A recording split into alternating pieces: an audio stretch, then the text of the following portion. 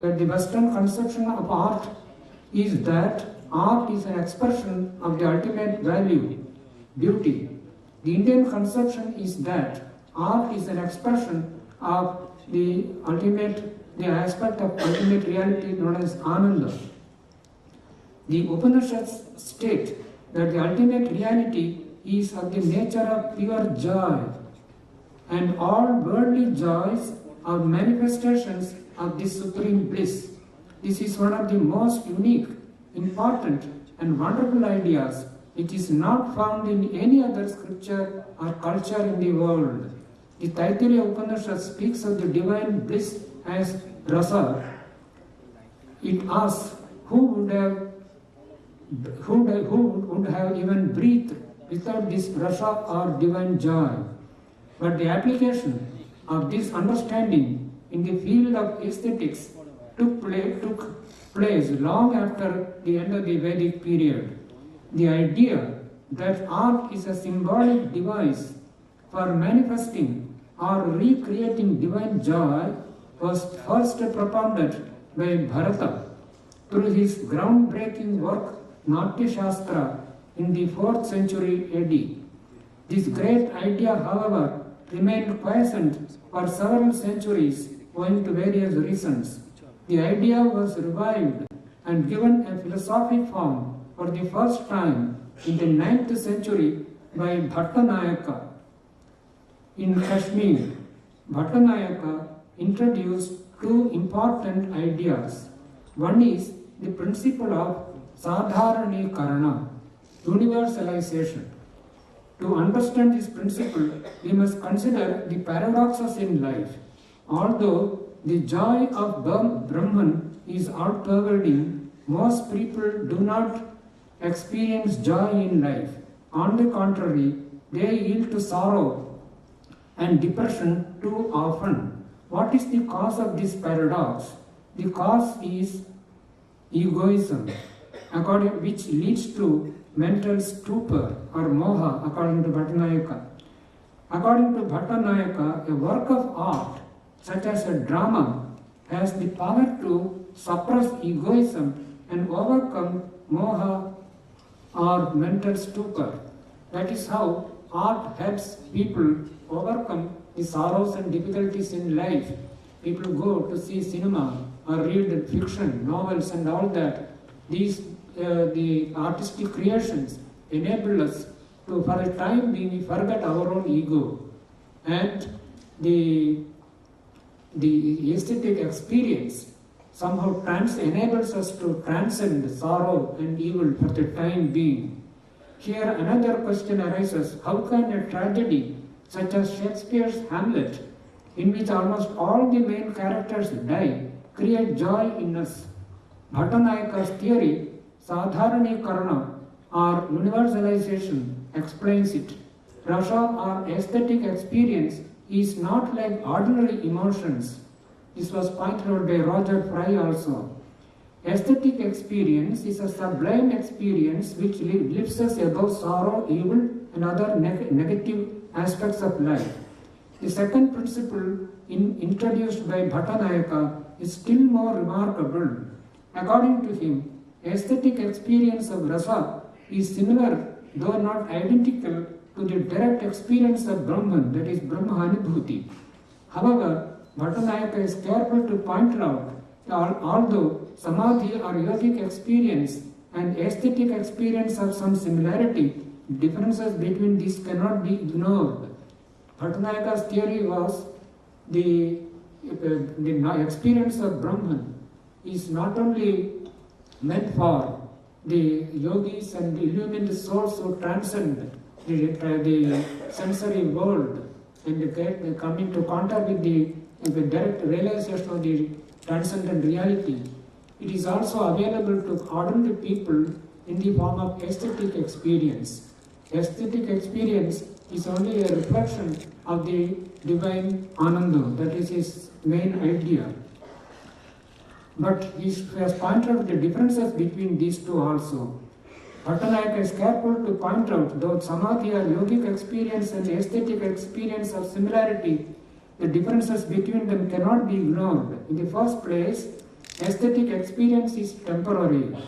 And secondly, it does not remove Maya or ignorance from the mind, whereas the experience of Samadhi produces long-lasting effects and frees a person forever from Maya or ignorance. Bhattanayaka's ideas influence Abhinava Gupta, the great Kashmiri scholar and mystic of the 12th century. Abhinava Gupta's magnum opus Tantra Aloka is a veritable encyclopedia of practical spiritual knowledge and philosophy. It was Abhinava Gupta who expounded and placed on a firm foundation the theory of rasa, which is the central idea of Indian aesthetics. Last topic, all art is spiritual. We have seen that according to the rasa theory, art is an expression of the ananda or bliss aspect of Brahman. Although the earlier proponents of this theory like Bharata, Bhattanayaka and Abhinava Gupta applied it chiefly to dramatics, we may extend it to all forms of art. If all art is manifestation of the Ananda aspect of Brahman, then we come to the conclusion that all art is spiritual. In the light of this understanding, Swami Vivekananda's message assumes great significance. Swamiji gave two definitions. Religion is the manifestation of the divinity already in man. And secondly, education is the manifestation of the perfection already in man. Owing to the limitations of time, it is not possible for me to discuss the relation between these two definitions. Suffice it to say that it is a second definition that is more appropriate in the case of art. Following that definition, we may say that art is a manifestation of the perfection already in man. Every man and woman has in him or her a sense of perfection. According to Vedanta, this sense of perfection comes from the Atman. According to Plato, this idea of perfection comes from the ideas or archetypes in God's mind. It is the sense of perfection that enables an artist to create wonderful works of art. It is also the sense of perfection that enables a connoisseur to appreciate art. This reminds us of the famous art critic Ananda Kumaraswamy's statement. He said that Ananda Kumaraswamy, the artist is not a special kind of man, but every man is a special kind of artist. The artist is not a special kind of man, but every man is a special kind of artist. In this context, another contribution of Swamiji to world thought also assumes great significance. It is the removal of the barrier between the sacred and the secular. Referring to this aspect of Swamiji's message, Sister Nivedita wrote, "If the many and the one be indeed the same reality, then all modes of work, all modes of creation are paths of realization. No distinction henceforth between sacred and secular. To labor is to pray, to conquer is to renounce. Life itself is religion." What Nivedita's statement means is that life is an undivided whole, and its division into sacred and secular is artificial and arbitrary. We must have this holistic or integral vision in the field of art also. An inspired artist with an awakened mind sees no barriers between the sacred art and secular art. All art is spiritual. All art is a manifestation of the divine perfection of the soul. However, we have to add a word of caution here. The statement that all art is spiritual does not mean all art is of the same quality. There are differences in the manifestation of divine perfection in art. Therefore, there are good and bad kinds of art, higher and lower art. We come to the last topic I would like to discuss, and that is art as yoga. This is the second point I would like to stress in this talk. Nivedita's idea of non-distinction between the sacred and the secular, and Swami Vivekananda's definition of yoga as the manifestation of the potential divinity of the soul, taken together, give rise to the understanding that the whole human life is yoga. This idea that all life is yoga is generally associated with Sri Aurobindo, but it was originally propounded by Swami Vivekananda, and Sri Aurobindo has acknowledged this fact.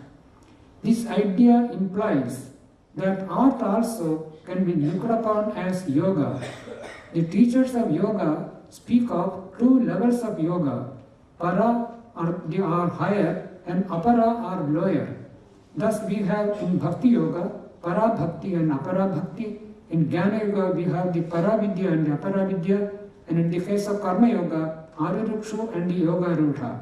In art also we have this kind of distinction.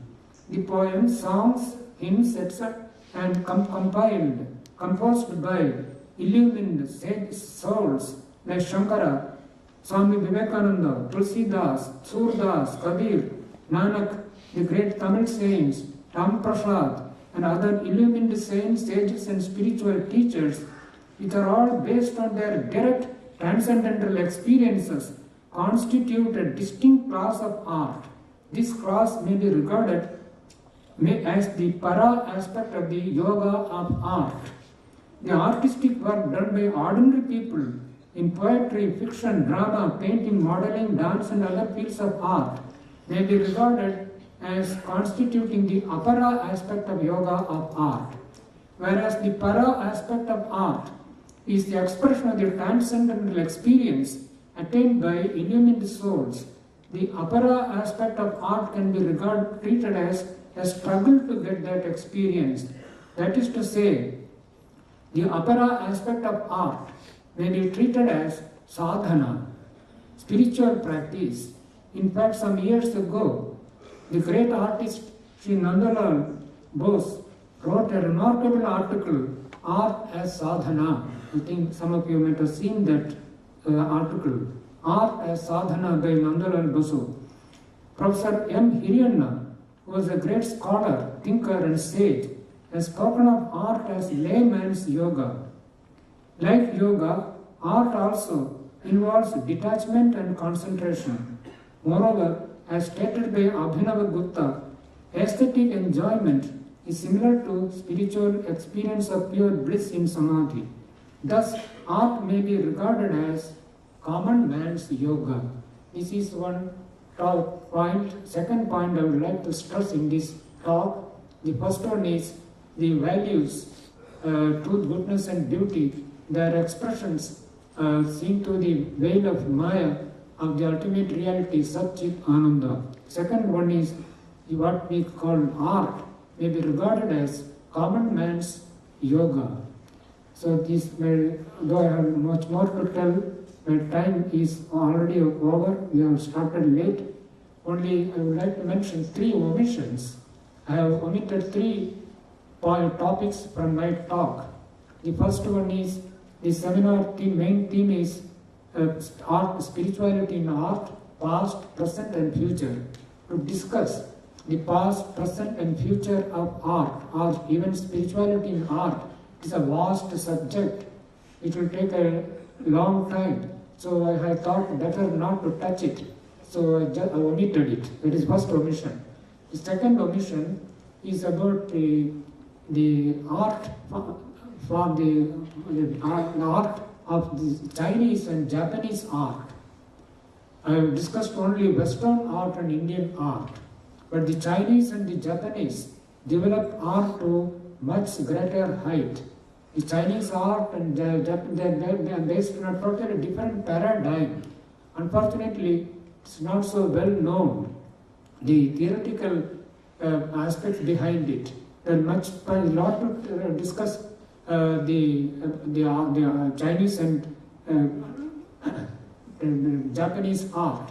So I thought better not to touch it at all, because to discuss it will involve a lot of discussion, other types of discussion also. The third omission is music. Mostly we live in 2 worlds. One is the world of sound, Shabda Prapancha, and the other is the world of form, Rupa Prapancha. We live in 2 worlds, all of us. The Shabda Prapancha, the Rupa Prapancha is where most of the visual art comes there. Visual art, performing arts, fine arts, all the different types of art. The world of sound, the Shabda Prapancha, that is the musical art, that is where musical art comes. Musical art is a totally different, based on totally different paradigm. It is entirely from the Indian standpoint, musical art is an entirely different world altogether, world of meaning and philosophy. Indian music, India has the distinction having the only independent and fully developed system of music outside Western music. It is here alone we have developed an independent, totally independent of Western music and highly developed, fully developed music. But the most important thing is the philosophy of music based on the understanding the ultimate reality, Shabda Brahman or Nada Brahman. This was developed only in India. Even now, the West has not come to understanding of the relation between the ultimate reality and the world of music. This was done in India. It is such a vast subject. I thought better not to touch it at all. Last year there was a seminar on music. There briefly gave a brief short talk on this side. But anyway, these are the three omissions in this from this talk. Otherwise, I am thankful to our Suparnanandaji for giving me this opportunity to express my ideas with you, and thank you all. Dhanyavad, namaskar.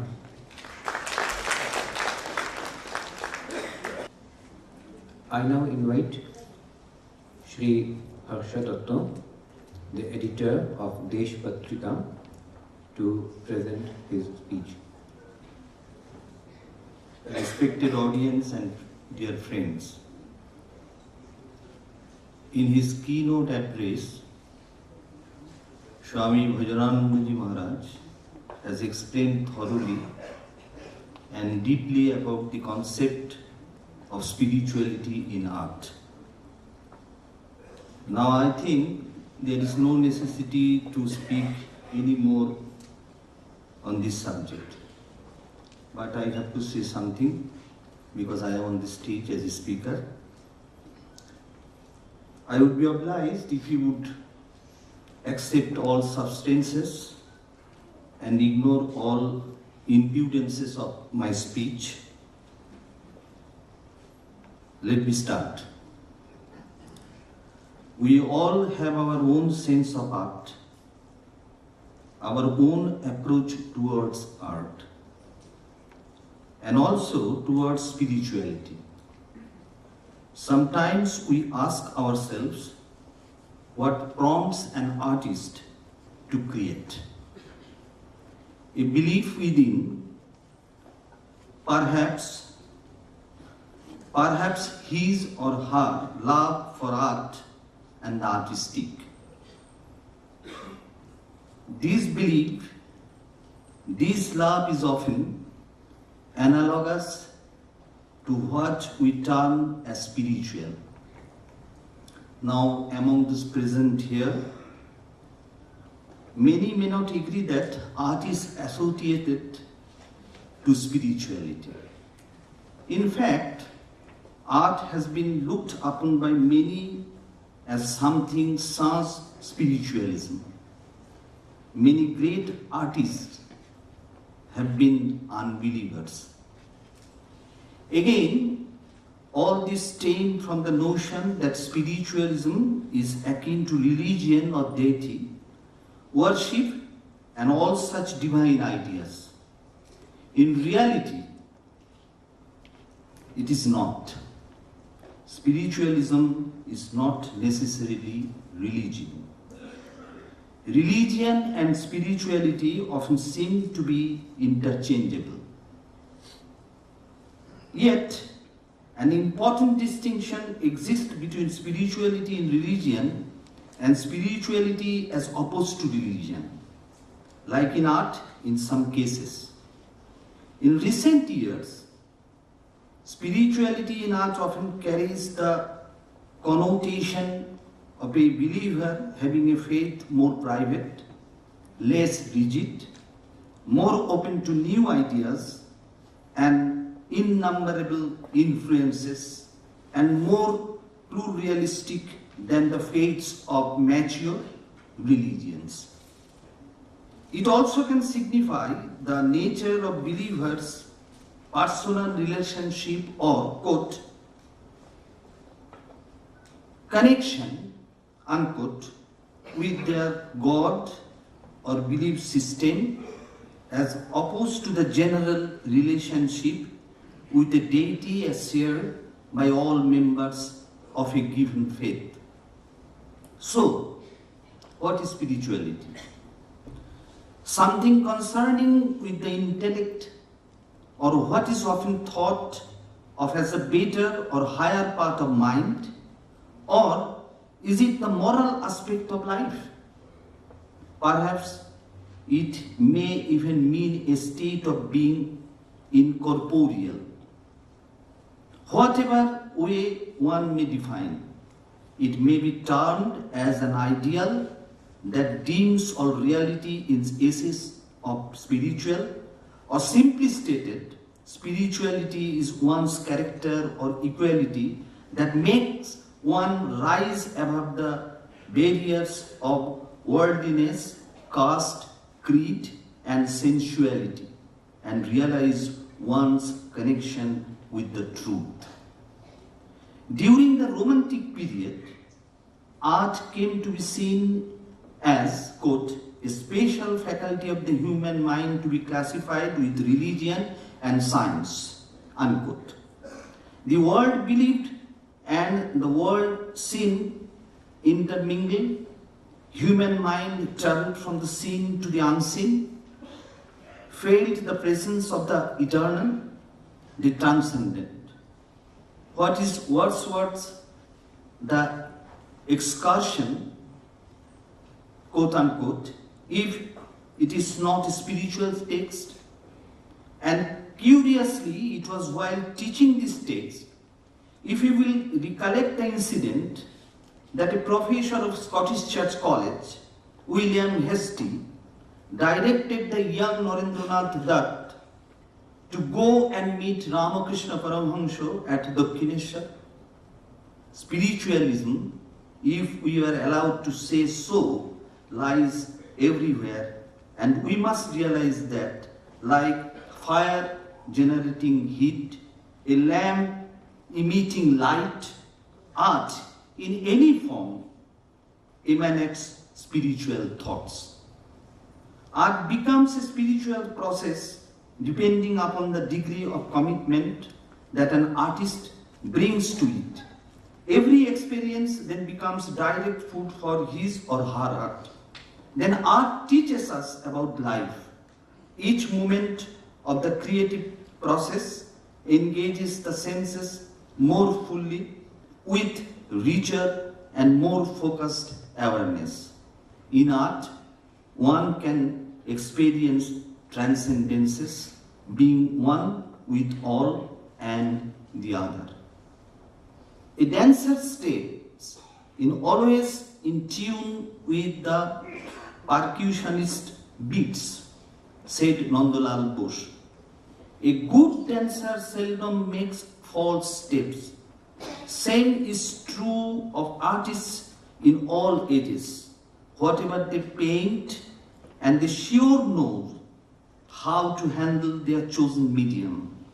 The end product will reveal their state of mind in artistic terms.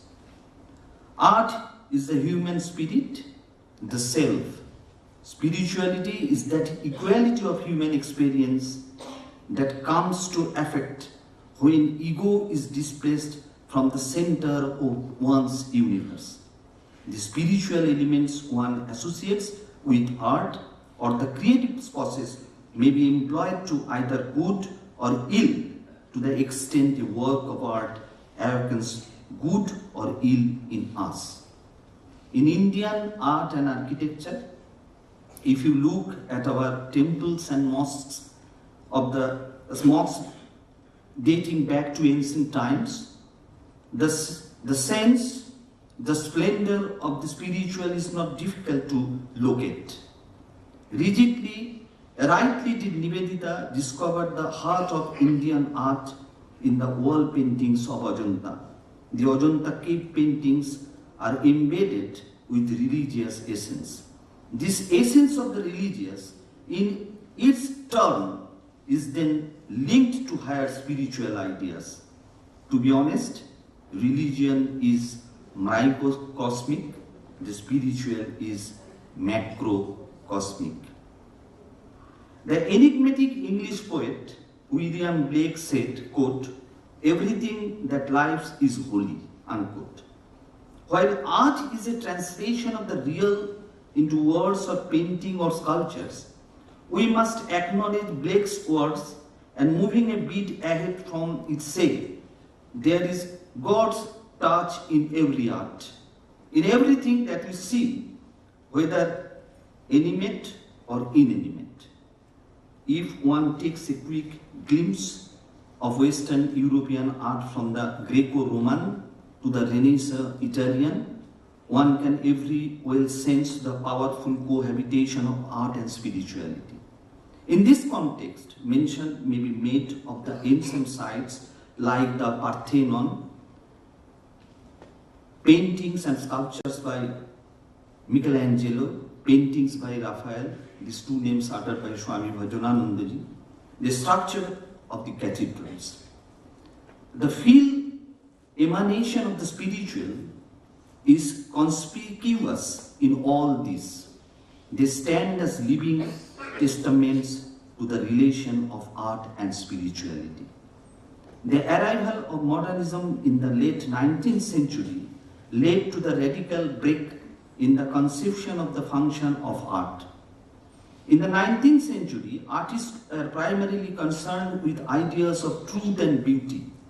Towards the end of the 19th century and well into the following 3 decades, a movement in art emerged that was a response to higher awareness of cosmic truth.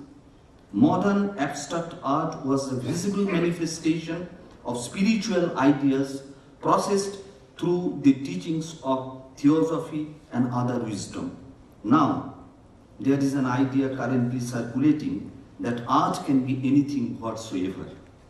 It can easily be argued that this is a symptom of a dying culture. We need a new art that, rather than merely echoing this cultural death, preparing for the culture yet to be born. The ideas expressed by Swami Vivekananda in this regard are well worth recalling at this stage to serve as the guideline for creating art today and tomorrow. He once said to his friend and artist Piyona Singh, quote, "Ore, amader art o je dharmer ekta ongo," unquote. Oh dear, our art is also a part of religion.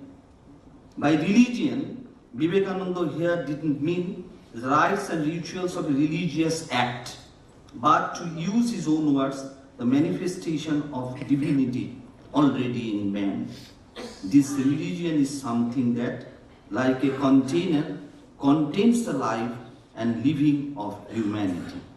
We find in Indian scriptures too the words, "Joyevo sheoskara, shoyevo dharmyo shabdeno yuchyate," which means everything beneficial, everything good is religion. You know, Vivekananda was attracted towards art. With great interest, he visited places of artistic importance in India and nearly the world. It will also be necessary to recall Sister Nivedita's unique contribution to taking those ideas into the spiritual mindset of Avanindranath and his disciples. Nivedita's love for art was not only restricted to the theoretical or the grammatical, it was inherent in her, encompassing her views of life and living in totality. She loved nature, worshipped beauty, was deeply interested in ancient culture and customs which in turn influenced her ideas on art. The future of the relationship between art and spirituality is difficult to foretell. Things may remain the same or change drastically. The concept of spirituality itself may undergo a total modification, justified through it is, but there would be something else to look forward to. If the people of future look at art not in an utilitarian way, but as something which fills them with joy, sense of beauty and the sublime, then I think that will be where the artistic and the spiritual will merge. Thank you very much. My devoted pranams to Revered Swami Bhajananji Maharaj. My pranams to Revered Swami Supernanji Maharaj. My namaskar to respectable Sri Harsha and Sri Arun Ghosh. And my greetings to all participants of this seminar. This evening has witnessed a good many illuminating discourses on art. Revered Swami Bhajananji Maharaj discourse on art stands unparalleled in depth and broadness. We are fortunate in having Revered Maharaj here with us and sharing his ideas on art. Our profuse thanks to Revered Bhajananji Maharaj. The speech by Sri Harsha too was absorbing. We have read his articles in Desh Patrika, and now we have got an opportunity to hear him in person. My profuse thanks to Sri Harsha. Sri Arun Ghosh, the coordinator of the seminar, an art historian, our friend, philosopher and guide. He too spoke in depth about art and it was illuminating. A profuse thanks to Sri Arun Ghosh. In addition, I express my gratitude to the maintenance department for having made arrangements in the stage, arrangements for security arrangements, AC and seating arrangements. We thank the Ministry of Culture, Government of India for having funded this seminar. Thanks to the Center for Indological Studies and Research for having worked for the seminar. Thanks to the volunteers who have participated in the seminar. Thanks to the guest house for having made supplies for food packets and which will be making food supplies for tomorrow's seminar. Thanks to the audience and ultimate thanks to the Lord by whose grace this seminar, this function has been made possible.